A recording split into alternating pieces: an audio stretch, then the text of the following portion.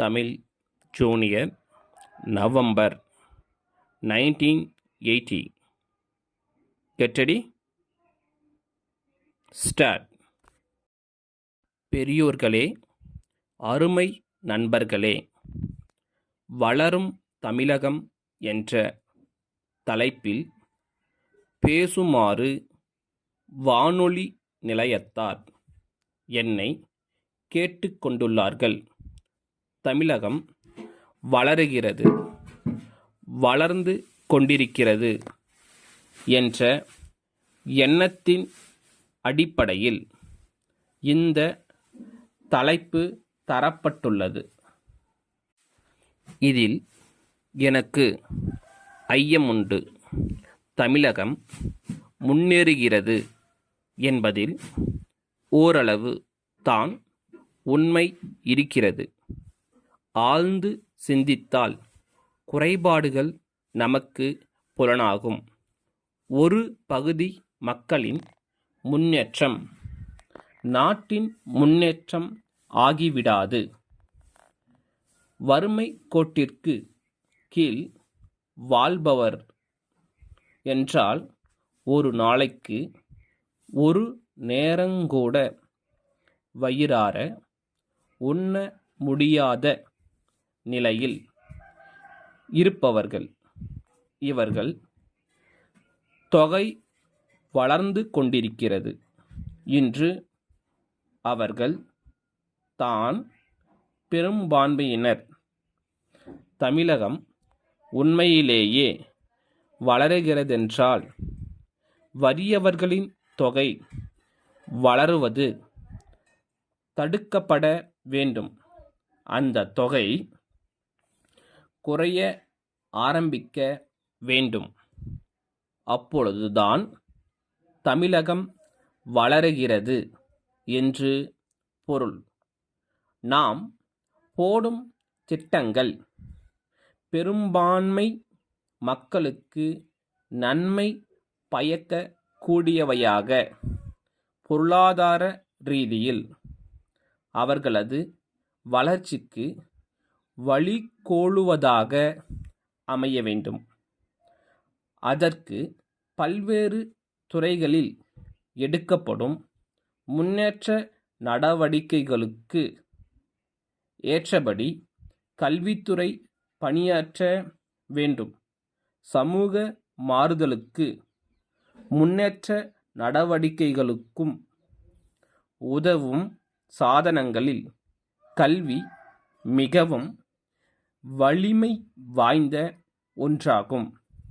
கல்வி, கலை, கலாச்சார துறைகளில் எடுக்கப்படும் முற்போக்கு நடவடிக்கைகளின் மூலம்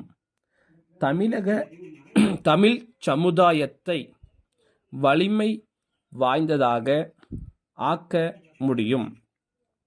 நாம் செய்கின்ற நல்ல காரியங்களின் பயனை பெரும்பான்மையான மக்கள் அடைய வேண்டுமென்று உண்மையிலேயே நாம் விரும்பினால் அவர்களை எழுத்தறிவற்றவர்களாக வைத்து கொண்டிருப்பது நியாயமல்ல, முறையுமல்ல. அவர்களது அறிவு கண்ணை திறந்துவிட வேண்டும்.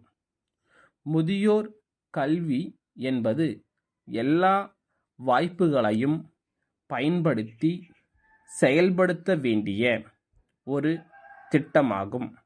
இதற்காக தமிழக அரசு தனி குழுவை நியமித்து சிறப்பான முயற்சிகளை மேற்கொள்ள இருக்கிறது. பல்வேறு பொது சேவை அமைப்புகள் பங்கு கொள்ளத்தக்க அளவில் திட்டங்கள் வகுக்கப்படும். ஆயிரக்கணக்கான ஆண்களும் பெண்களும் இப்புனித இயக்கத்தில் பங்கு கொண்டு மிகச் சிறந்த நாட்டு பணியாற்ற முன் வருவார்கள் என்ற நம்பிக்கை எனக்கிருக்கிறது.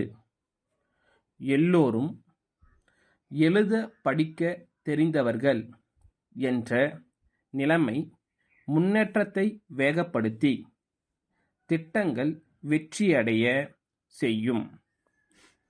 சென்னை தியாகராய நகர் திருமலை சாலையிலுள்ள உயர்நிலை பள்ளி மாணவர் சங்கத் தலைவர் சாரதியிடமிருந்து சென்னை மாநகராட்சி ஆணையர் அவர்களுக்கு 10/11/1979 நாளிட்ட கடிதம்.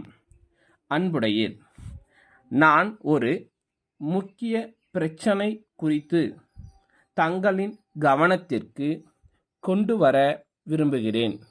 எங்கள் பள்ளியின் பக்கத்திலுள்ள காலிமனையும் அதை சுற்றியுள்ள இடமும் சமமாக இன்றி பள்ளமும் மேடுமாக இருப்பதால் மழை நாட்களில் நீர் தேங்கி ஈ கொசுக்கள் உற்பத்திக்கு வழி செய்கிறது.